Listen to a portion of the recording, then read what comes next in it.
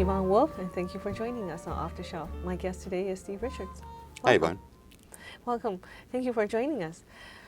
Well, thank you for the opportunity to be here today. I appreciate it.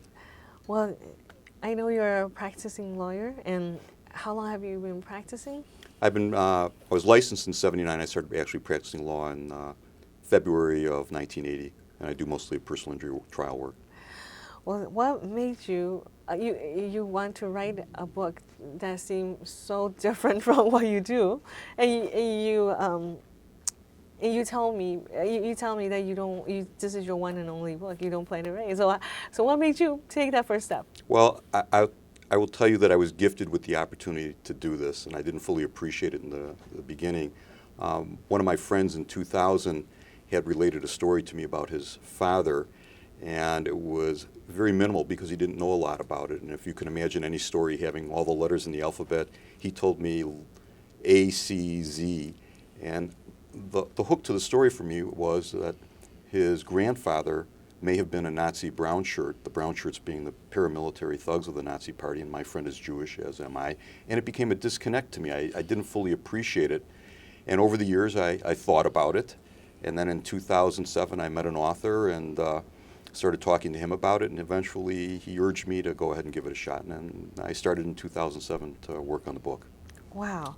And did you intend on writing a book, or how did you see the project in the beginning? That's a great question because as I reflect on that, I wasn't sure what it was going to be. There was such little information available, and I didn't know where it was going to go, and it was such an organic process. I just sort of let it become whatever it was going to become. So in hindsight, I think I wanted it to be a book, but I didn't know if it was going to be a book or an article or a bunch of documents that I would be able to give to the main person in the book. So in the beginning, I didn't know what it was going to be, but after 5-6 months, things started happening, and it was clear to me that there was a book that was there. And can you tell us a little bit about what this book is about? Sure. Eventually, after going to France and Germany in 2008 to sort of solidify the fact-finding process, because the book began in August of 2007, I learned many things. And the story, in essence, in a very simple way, is that in 1930, a young boy was born. His name was Heinz. And 14 months later, his brother was born, and his name is Kurt. And Kurt is the father of my friend. And what we learned is that 14 days before the birth of Heinz, the older brother, the parents married. And the mother was an Orthodox Jew, and the father was a Protestant. And the marriage and the birth of these boys took place in a town called Karlsruhe, Germany. And for location, it's in the southwestern corner of Germany near France, and very close to France. And the fulcrum to the story that sort of brought me into it was that the biological father of the boys was a Nazi brown shirt. And as important as that is within the story, it became less important because tragically what ends up happening is that Kurt, the younger brother, at his birth, ends up staying with his mother and eventually moves in with the Orthodox Jewish side of the family in this town. The older brother ends up moving in with the paternal grandparents, or the Christian side. And they live next door to each other essentially for the next 9 years, not knowing of each other. Mm. And it's one of the many tragedies within this book. So if you can imagine, they had to have passed each other, maybe even talked to each other, but didn't realize who they were relative to each other. And then in October of 1940, Kurt becomes the part of the first mass deportation of German Jews. And that's important to draw the distinction. These are not just Jews. These are German citizens. Yes. And he and his family and about 6,500 Jews in the area are taken to a camp in southwestern France called Camp de Gurs, and he begins a Holocaust experience.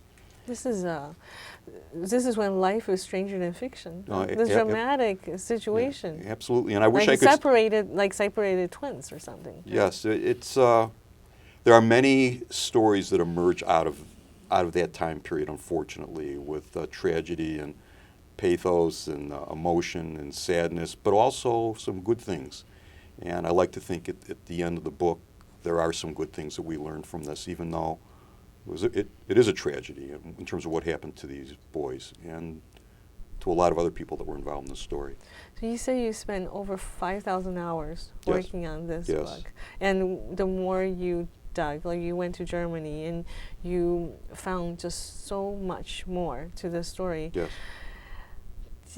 Did that scare you to have a story that's so big, so much bigger than you thought, and you're not a writer, and you're going to tackle it? What did you think about that? I've always felt I've been a confident person, and as a trial attorney for many years, you deal with tough things and you move on, and I do feel that I was gifted an opportunity to write this story, and I feel lucky to have been involved in this thing. And although there were very difficult times in terms of the actual physical writing of this, because I don't consider myself, well, let's put it this way, I certainly didn't consider myself a writer when I started this. I think now I do. Mm-hmm. But after 20 drafts, I kind of get the process. But I don't think I was intimidated. I was honored.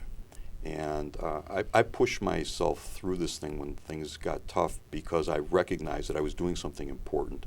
And that's the way I think I look at it. I hope that makes sense. I'm very lucky to have been involved in this. It's a tough title to Yes. handle, isn't it, writer? Because Yes. that's, I think, many of our audience Yes. struggle with that. They don't want to call themselves writers, but they want to be. But what is that writing process, right? You have to make a big commitment, or absolutely.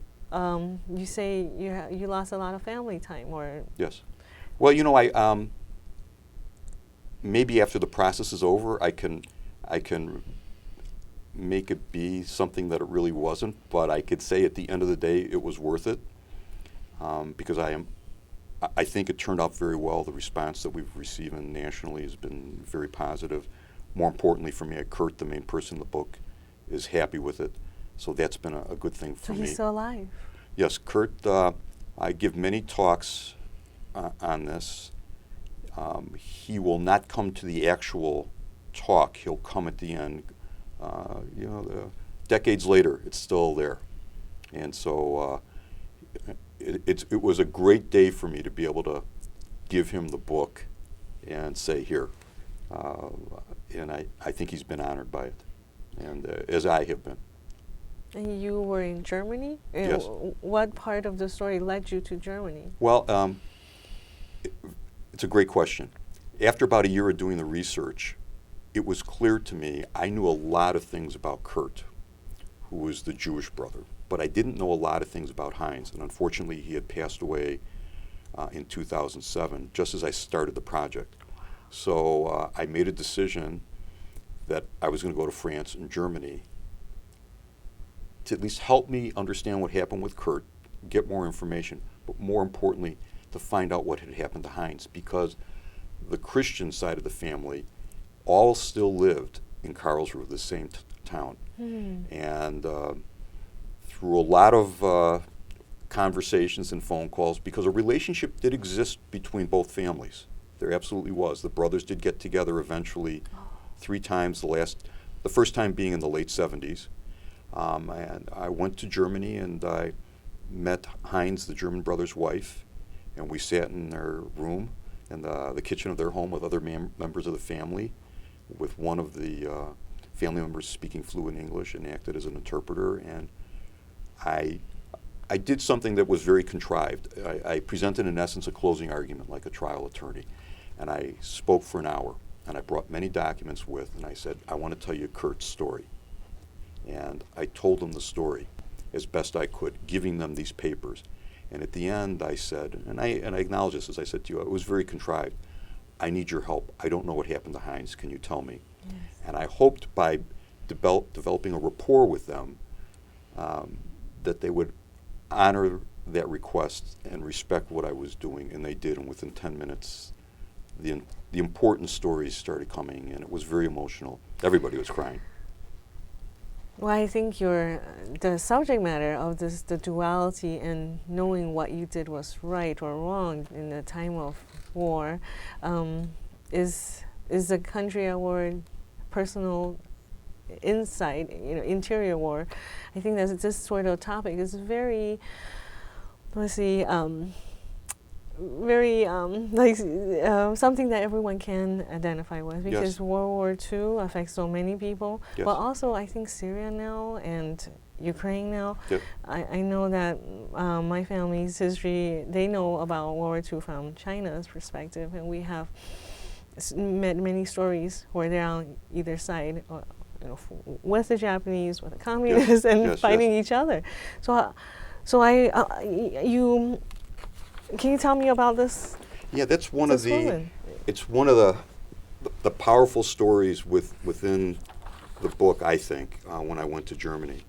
And in that context, and talking about what you just said, when you strip away all of this, at the end of the day, it comes down to faith and family. It's the war, but for the war, we don't have these tragic stories. But really, it's the intimate aspects of this, what's happening to the people. And I wanted to know what happened to Heinz. And I said, and there was the big question, well, Heinz had to eventually know something. Right. Because he couldn't, when I talked to them, it's 2008, he absolutely learned many things. And did he meet his mother then, or? well, This is I'm gonna tell you, and it's very tragic. It's in 1943, it's his birthday. He's going to be 13 years of age. His father has divorced his mother in 1934 because Hitler has now come to power in 1933. Mm-hmm. And so he doesn't want to have a Jewish wife. Yeah. And he's a Nazi, and he has this brown shirt. He works for the railroads, ironically, but he's not a soldier. And so in 1943, he has a massive heart attack in a nearby town, Stuttgart, and he has since remarried. And Heinz, it's his birthday, goes up for the funeral. And when he goes to the funeral, his stepmother gives him many documents. And one of the documents is that photograph. And he's on the train coming back to Karlsruhe, and he looks at the photograph. If you could imagine, this is a 13-year-old boy, and I had some views about a lot of different things, and it's caused me to reshape how I think and look at the world, and that maybe I should be a better listener. And he looks at that photograph, and he says, oh, I remember that woman. I was with my friends, and we were playing soccer, and my friend said, come to my mother's house. And he went to his mother's house. And he finds out in that moment, because the woman makes a mistake, doesn't realize he knows, your mother and your brother. And he goes, what do you mean my brother? They lived down the street for you for 9 years. He becomes hysterical and he comes home. Fast forwarding, when I see this picture, he goes to this funeral for his father. It's the same year, it's 1943. He's now learned that he's also a Jew. And he gets this photograph. And he looks at it and he goes, I remember that woman. I was with my friends. We were out late, and it was at a carnival. And she goes, you boys are out too late. You should be home. And everybody starts making fun of her. You can't tell us what to do. And Heinz joins in. You can't tell us what to do. You're not my mother. And she whispers to him, yes, I am. And walks away. And in that moment, he realizes the only time he's ever met his mother is when he sees her and tells her to go away. And to make it more remarkable, on the back of that photograph, written in the Christmas of 1929, so it would have been some few months before Heinz is born, is written, you can't always be with the one you love. And it's signed by the Nazi brown shirt father, complicating it even more in terms of what that means. So if you can imagine, here's this little boy, it's his 13th birthday, learns all of this information about his family, living a couple of blocks from him for 9 years. His father then dies that same year, sees this photograph, and realizes the only time he saw his mother, he told her to get away from her. And this message Yeah. is from his father to his mother and his mother to him? Yeah. It's from the father to the mother. You right. can't always be with the one you love. Right. And then Very complicated. Right, but then he gets this in Yes. meeting his mother. It's this double message, Yes. isn't it? So you mentioned a little bit about how this book has changed you, how this whole process you're not the same person I since don't thi- in I don't- 2007. I don't think so. How? What is so different about you now, you feel? You know, I think it's easy to indict people from a stereotypical point of view. They are this way, they are that way. And I had certain views about the German people before this that maybe I'm not necessarily proud of. And one of the things that I've learned is taking, for example, that one incident where this mother tells Heinz, well, your family lived a couple blocks from us. Mm-hmm. Well, she knows he's a Jew. He never has the Nazi party coming after him. And it begs the question, in this town of 100,000 people, how come nobody ever said who he really was? Why wasn't he taken like his brother was taken? And so when I reflect upon that, well, why didn't she do that? She could have put herself in harm's way. Yes. Because what if the Nazi party had found out that she had known and she didn't say anything? And I think that that's very powerful. And when you fast forward it to today, and it's easy to indict certain ethnic groups, given what's going on in certain geographical areas in this country, in sort of a macro attack, they're all this way. They're all bad. They're not all bad, and they're not all this way. Mm-hmm. Maybe some of them are.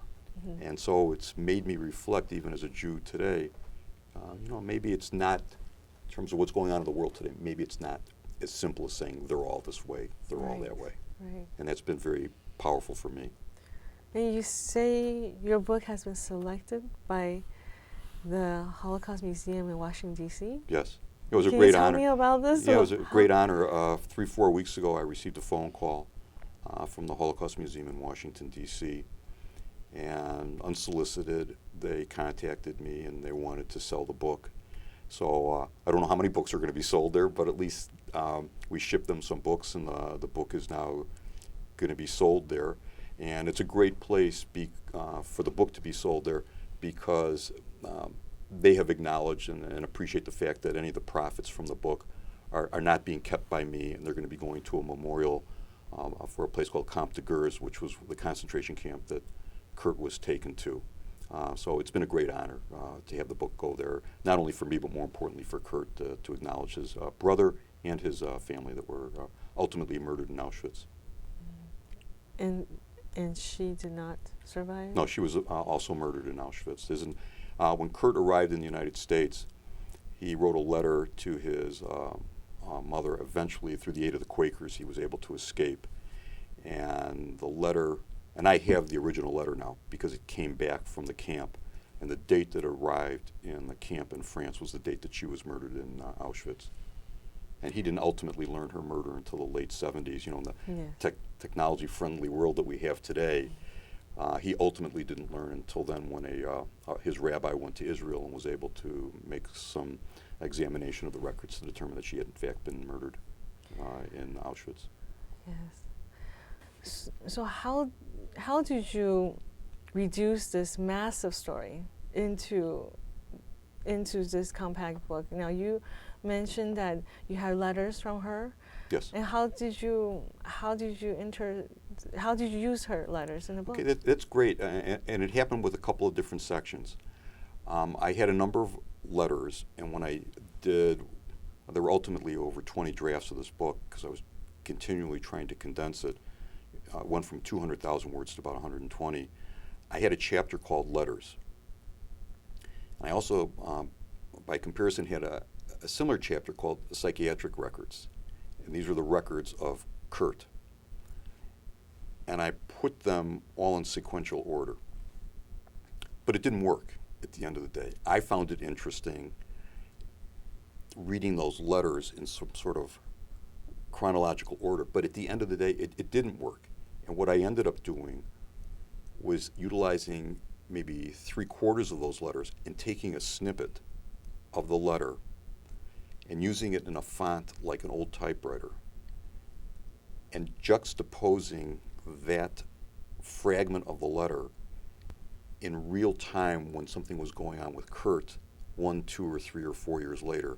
Eventually, Kurt ends up living with a second foster family on Lakeshore Drive with some very wealthy people and enjoying an unbelievable life that even today we would go, oh my gosh. A complete reversal of fortune. Yeah, he lived in Karlsruhe, where across the street from a brothel, no food. He had witnessed Kristallnacht, which was in 1938 when all the synagogues were Yes. burned. No formal education. He goes from that setting to being in the camps, then living in a safe house in France for a year and a half, being transported by 2 ships to North Africa, then eventually to the United States, and ending up on Lakeshore Drive and eating these meals that would be unbelievable, and then having a letter from his mother saying, we have no food, we're trying to get some radishes. And so I found at the end of the day, you know, and that was the difficult part of the book, is editing this. Yes. Is taking a larger document and losing the importance of that document by having it be so large. You didn't need as many words. Yeah. And just putting something like that. Juxtaposed. Yes, yes, absolutely. And it kept in a very powerful way the voice of the mother alive. Even after she was dead, when she dies in August of 42, to have those letters pop up in 43 in the book, and 45 and 46 and so on, Yeah. I think was a great way to utilize those letters. And it's concentrate the power in Yes. and make more impact within the story. I like to think so. I think it worked much better that way. And the same thing with there be some psychiatric records that I have from Kurt, who is an unbelievably healthy, fantastic guy who doesn't have any problems. But back in the day, these things occurred in terms of the psychologists that were involved. And so instead of having a full report, there's 1 or 2 things in there that are unbelievably important. And you don't need the entire report. Yeah. It's those 1 or 2 things, as you said, that juxtapose something else that is going on. The same thing I did with the social worker records. I've got many, many social worker records from the early 40s, and taking 1 or 2 sentences and letting those speak for maybe Kurt when he's quiet in the book and you don't hear him saying something. Yes. It worked much better that way. It's harder, Yeah. but it made it work much better. Do you think is any kind of coincidence that, or do you believe in coincidence that you say Heinz passed away in 2007 and you pick up the book, the process of it in 2007? Mm-hmm. And that I haven't really thought about that. I think it makes me sad.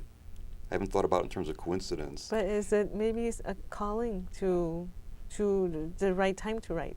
Because I don't know. You know, Yvonne, to be honest with you, I would much rather have him been alive, yeah, so I could have sat and asked him the questions. And I think selfishly, I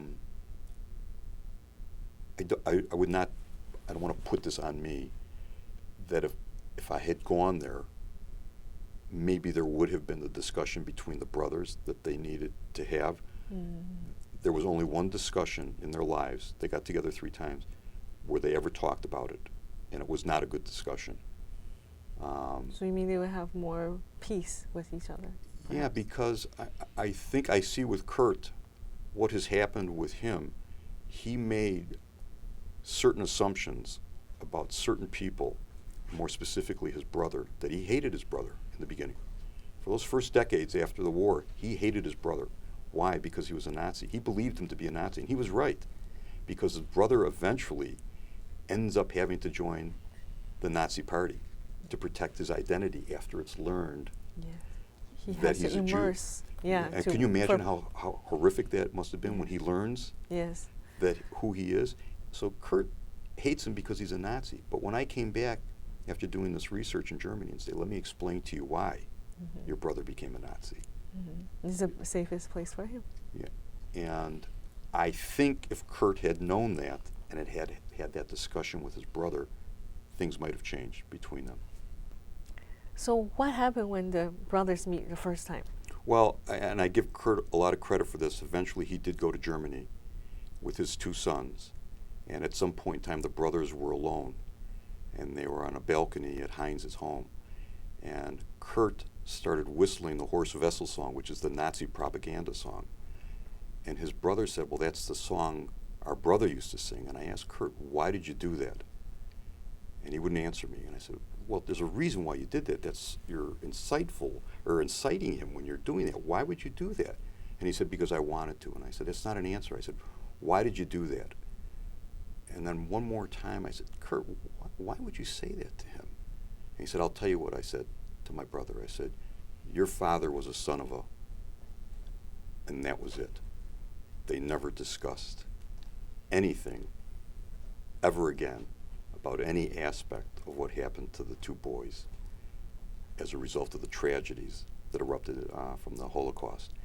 And it is sad, because I think if the brothers would have had the opportunity to talk, their relationship would have been different. It's so painful, though. Yes. You have to be really courageous to open up that pain. Yes. And it's easy in hindsight in 2014 to say to other people what they should or should not have done, or question them, because I don't sit here looking at him saying in a negative way, you should have never done this. Why did you do that to your brother? Why did you say that? I question him because I'm not Kurt. I didn't have his life experiences, and maybe that's one of the many other things that I learned about this book, is to respect somebody else's position. But he has two sons. It's almost like the story is ready to play. Exactly. Well, that sounds like a very fascinating story. Well, thank you for being here, Steve. No, thank you very much for the opportunity, Yvonne. It was a wonderful experience. Thank you. And thank you for watching. My guest today was Steve Richards. I'm Yvonne Wolf. Join me next time for Off the Shelf.